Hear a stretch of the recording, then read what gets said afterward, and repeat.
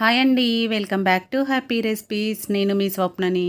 ఈరోజు వీడియోలో పూరీతో కొంచెం డిఫరెంట్గా స్వీట్ రెసిపీ అండి. పిల్లలకు కొద్దిగా డిఫరెంట్గా ఉంటే ఈజీగా తినేస్తారు కదా, కాబట్టి ఇలా కొంచెం ఒకవేళ మీ దగ్గర చపాతీ పిండి కనుక మిగిలిపోతే ఇలా కొంచెం డిఫరెంట్గా పూరీ చేసి పెట్టండి. చాలా హ్యాపీగా తినేస్తారు. స్వీట్ రెసిపీ అండి, ఇది చాలా బాగుంటుంది. పిల్లలనే కాదు పెద్దవాళ్ళు కూడా ఈజీగా నచ్చే రెసిపీ, హెల్దీ రెసిపీ కూడా. చాలా టేస్టీ అయిన ఈ రెసిపీని ఇప్పుడు ఎలా ప్రిపేర్ చేసుకోవాలనేది వీడియోలోకి వెళ్ళిపోయి చూసేద్దామా. మరి ముందుగా ఒక మిక్సింగ్ బౌల్ తీసుకొని దాంట్లోకి 1 కప్పు గోధుమ పిండి తీసుకుంటున్నాను. మామూలు గోధుమ పిండి అండి, మైదా పిండి కూడా ఏం యాడ్ చేయొద్దు, ఓన్లీ గోధుమ పిండితోనే చేసుకునే రెసిపీ. దీంట్లో కొంచెం సాల్ట్ వేసుకోవాలి. ఇది వేసుకున్నాక ఒకసారి కలిపేసుకొని ఇప్పుడు దీంట్లోకి కొంచెం కొంచెంగా వాటర్ వేసుకొని మనము చపాతీ ముద్దని ఎలా తడుపుకుంటాం కొద్దిగా సాఫ్ట్గా అలా తడుపుకోవాలన్నమాట. వాటర్ అన్నీ ఒకేసారి వేయకూడదండి, కొంచెం కొంచెంగా వేసుకుంటూ కొంచెం సాఫ్ట్గానే తడుపుకోవాలన్నమాట. తక్కువ టైంలో సింపుల్గా చేసుకోవచ్చు అనమాట. కొంచెం డిఫరెంట్గా కూడా ఉంటుంది పిల్లలకు. చూడండి వీడియోలో చూపిస్తున్నట్టు ఈ విధంగా తడుపుకోవాలన్నమాట. కన్సిస్టెన్సీ అనేది ఇలా ఉండాలి. మనం చపాతీకి కొంచెం స్మూత్గానే తడుపుకుంటాం కదా, ఆ విధంగా తడుపుకోవాలన్నమాట. ఇలా తడుపుకున్న పిండి పైన ఇప్పుడు మూత పెట్టేసి పక్కన పెట్టేసుకుందాము. ఇది నానేలోపు మనము మిగతా ప్రాసెస్ని స్టార్ట్ చేద్దామన్నమాట. దీంట్లోకి స్టఫింగ్ని కూడా ప్రిపేర్ చేసుకోవాలి. ఇప్పుడు నెక్స్ట్ ఒక మిక్సర్ జార్ తీసుకొని దాంట్లోకి 1 కప్పు పుట్నాల పప్పు తీసుకుంటున్నానండి. నేను ఇక్కడ పుట్నాల పప్పు దీంట్లోకి వేసేసుకోవాలి. అలాగే ఒక 4-5 బాదాం పలుకులు కూడా వేసుకోవాలి. నెక్స్ట్ కాజు కూడా వేసుకోవాలి. నేను ఇక్కడ కాజు కూడా ఒక 4-5 వేసుకుంటున్నాను. మీరు కావాలంటే ఇంకొంచెం ఎక్కువ కూడా వేసుకోవచ్చు. 2 యాలకులు వేసుకుంటున్నాను. మీ దగ్గర ఇలాచీ పొడి ఉంటే కనుక డైరెక్ట్గా పొడిని యాడ్ చేసుకోవచ్చు. నేను ఇక్కడ 2 ఇలాచీలు వేసుకుంటున్నాను. ఇప్పుడు దీన్ని మెత్తని పౌడర్ లాగా గ్రైండ్ చేసుకోవాలి. మరీ మెత్తగా చేయకున్నా పర్వాలేదండి, కొంచెం కోర్సుగా ఉన్నా పర్వాలేదు.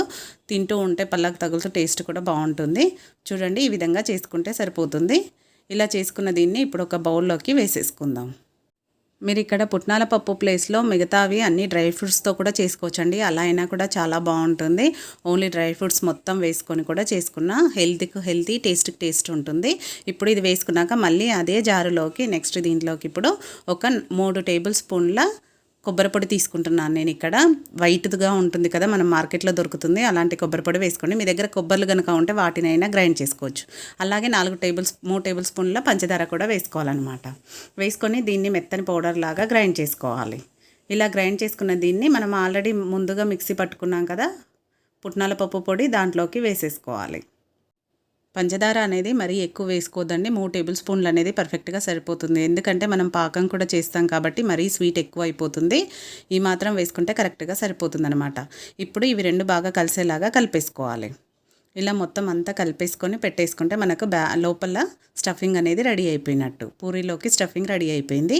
ఇప్పుడు ఇలా కలుపుకున్న దీన్ని పక్కన పెట్టేసుకుందాము. పక్కన పెట్టేసుకొని ఇప్పుడు స్టవ్ పైన ఒక ప్యాన్ పెట్టేసుకుందాం. వెడల్పాటి ప్యాన్ పెట్టుకొని దాంట్లోకి 1 కప్పు పంచదార తీసుకుంటున్నాను. ఇక్కడ మనము పంచదార పాకం చేస్తున్నాం అనమాట. అందుకని ఒక 1/2 కప్పు వాటర్ కూడా యాడ్ చేసుకోవాలి. యాడ్ చేసుకొని మరీ మనకు తీగ పాకం లాగా లైట్గా తీగ పాకం వస్తే సరిపోతుందండి. గట్టి పాకం అవసరం లేదు.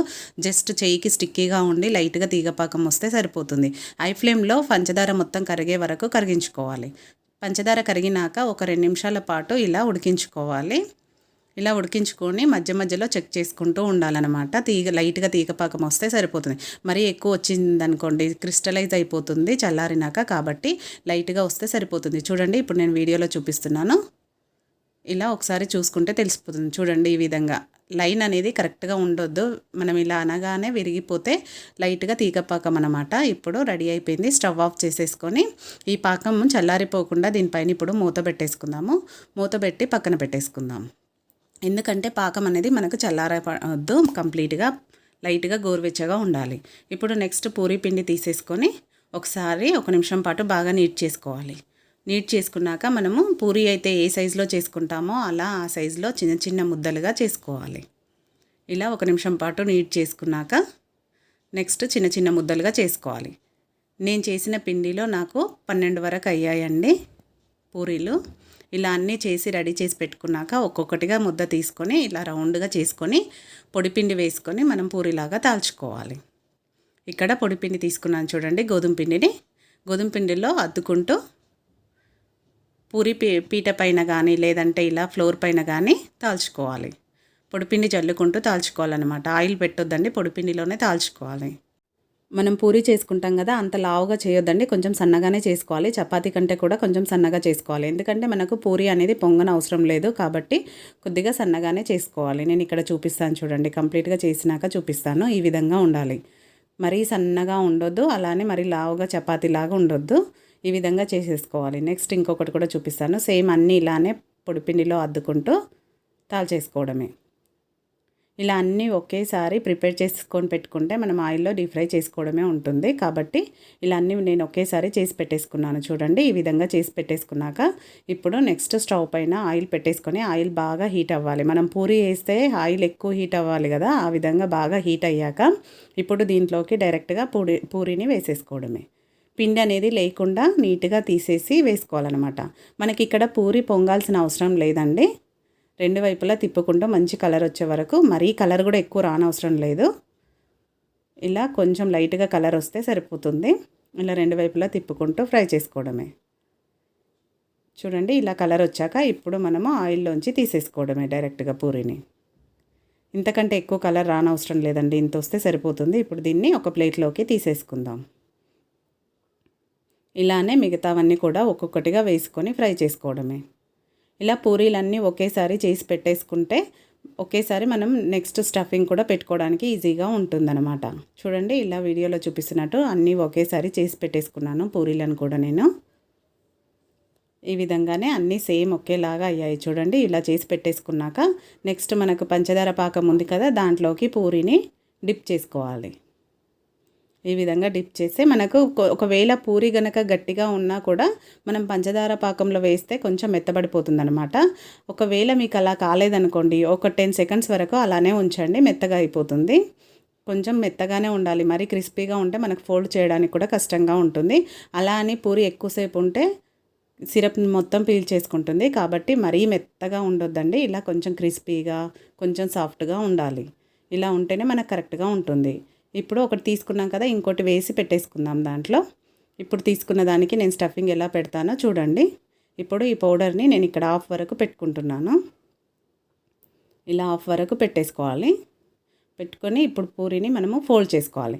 మీరు కావాలంటే రౌండ్గా అయినా ఫోల్డ్ చేసుకోవచ్చండి, ఇలా చుట్టినట్టు కూడా ఫోల్డ్ చేసుకోవచ్చు. నేనైతే ఇక్కడ ఇలానే చేస్తున్నాను.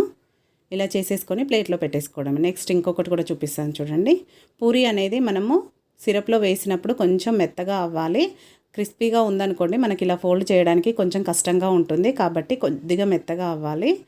ఇలా నేను చేసిన పూరీలకు షుగర్ సిరప్ అనేది కూడా పర్ఫెక్ట్గా సరిపోయిందండి. ఇలానే అన్నీ చేసి పెట్టేసుకోవాలి.